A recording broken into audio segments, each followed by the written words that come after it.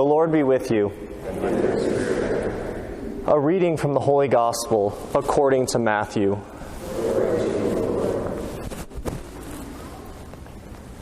Jesus said to his disciples, "As it was in the days of Noah, so it will be at the coming of the Son of Man.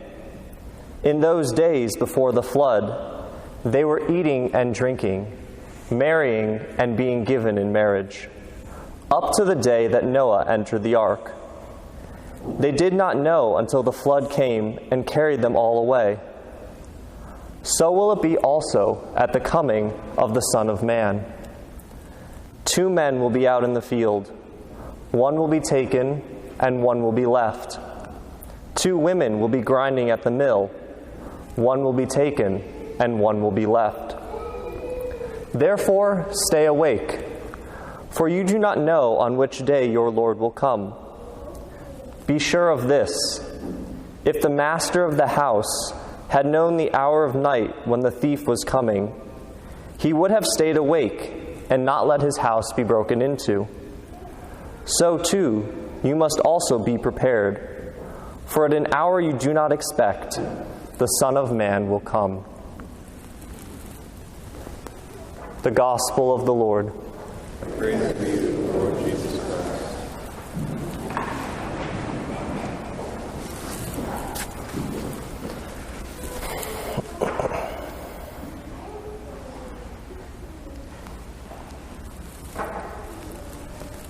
I presume I'm not alone, and it's a safe assumption to make, that I like to make checklists. I use them for all kinds of things, whether lists for what I need to study this coming week, lists for things I need to pick up at the grocery store the next time I go, or lists for things I need to pack and prepare for my next trip. There are countless uses for lists, and there's also a deep satisfaction that comes with having a list, setting a goal. Here's the things I need to accomplish, and when I accomplish one of those things, I get to cross off that item from the list. There's something just deeply satisfying about being done. Of course, on the flip side of the coin, there's also the issue with overwhelming ourselves. Our checklists can become very, very long with the number of things that we put on our plate, and we can almost be overwhelmed by what we have to do. I remember back when I was an undergrad at UD, around this time of year, my list would get very long and become very overwhelming.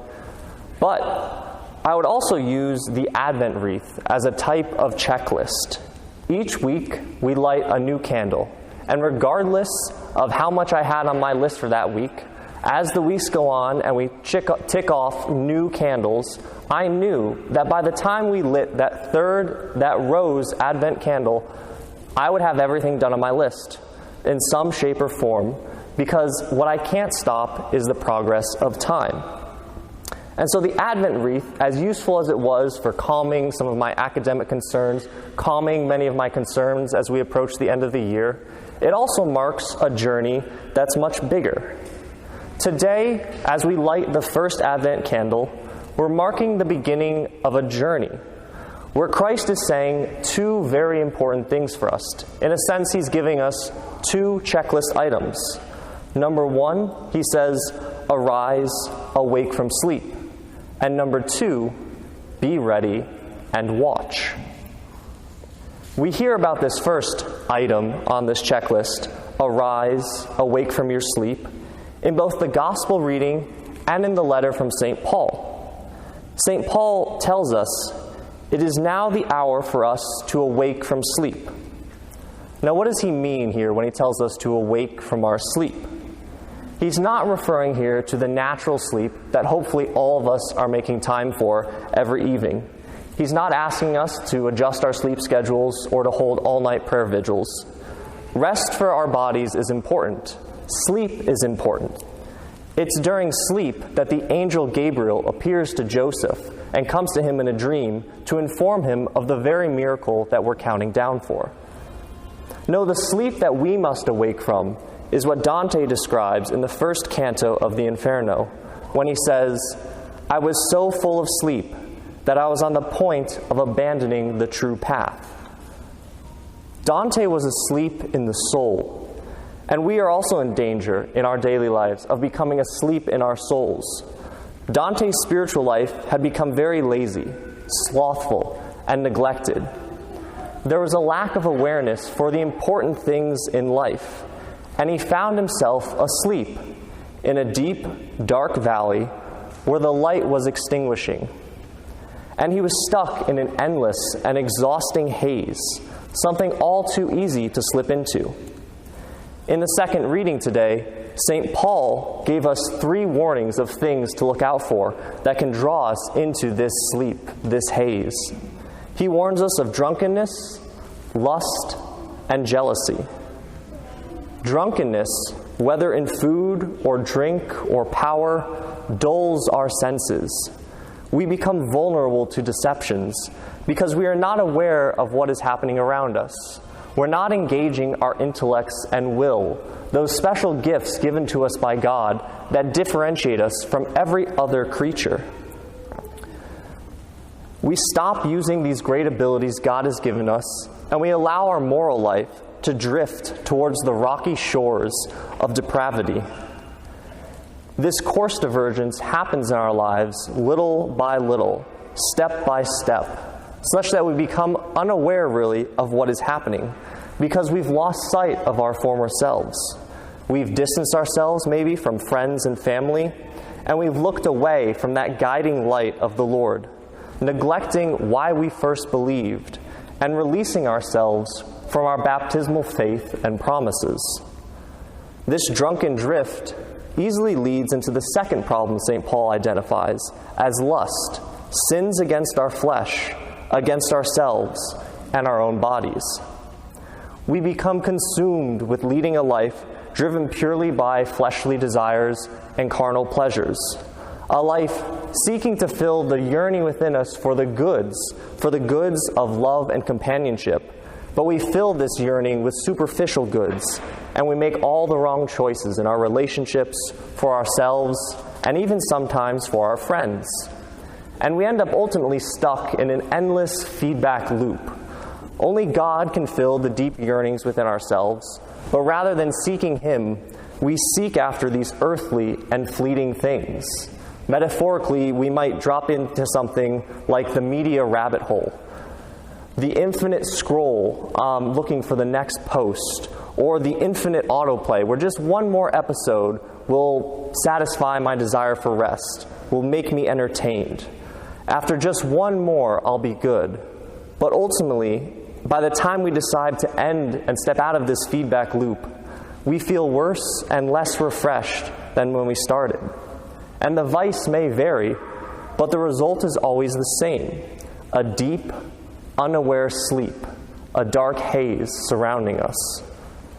Finally, St. Paul warns us of jealousy, which then destroys our relationships, separates us from family and friends, and creates rivalries among former allies. The weight of these 3 things combined, drunkenness, lust, and jealousy, seal us into a deep spiritual sleep where we're never rested and we're never ready. Which is why St. Paul demands that we cast off these works of darkness and put on the armor of light. We must arise from our sleeps to prepare ourselves. We must heed Christ's command, the second item, to be ready and to watch. Now, how do we do this? Well, to keep watch means to keep our eyes open, to be on the lookout for the true light, and to observe what we believe, to take hold of our baptismal faith, and to right our drifting ships, to curb our fleshly desires, and to heal our damaged and broken relationships. This begins today with the lighting of the first Advent candle. By starting off in this new light, we can reinvigorate that light that is burning in our souls and it maybe become a little dim. We can look up out of the dark valley and see the guiding light of Christ, which is coming our way. As Isaiah said in the first reading, we must go up the mountain of the Lord, towards the highest mountain, to be transfigured in His glory.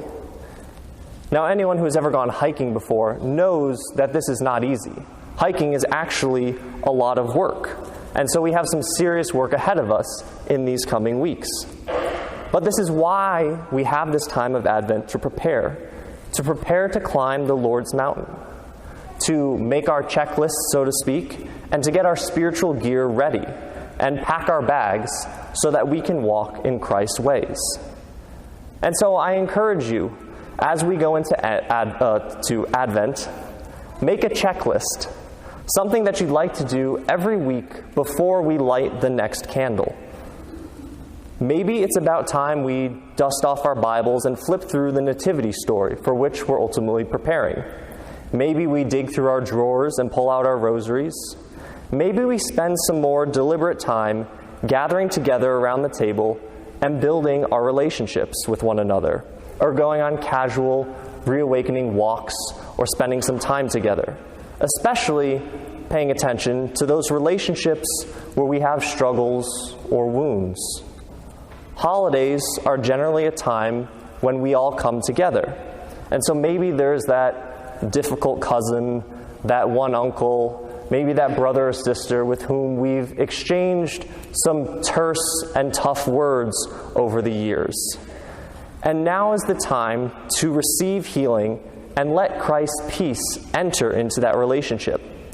To turn our swords, those harsh words we so quickly wield against each other, into plowshares, and to make amends and to make peace.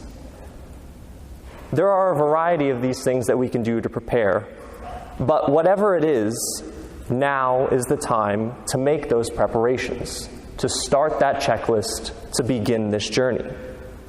As we move through Advent, we will progressively light new Advent candles, and the light of Christ will continue to grow brighter week after week. Use this light to help raise you up, arise from your sleep, and prepare. For at an hour we do not expect, at a time we cannot anticipate, the Son of Man will come. And the question we must ask ourselves today is, will we be awake from our sleep, and will we be watchful of his ways?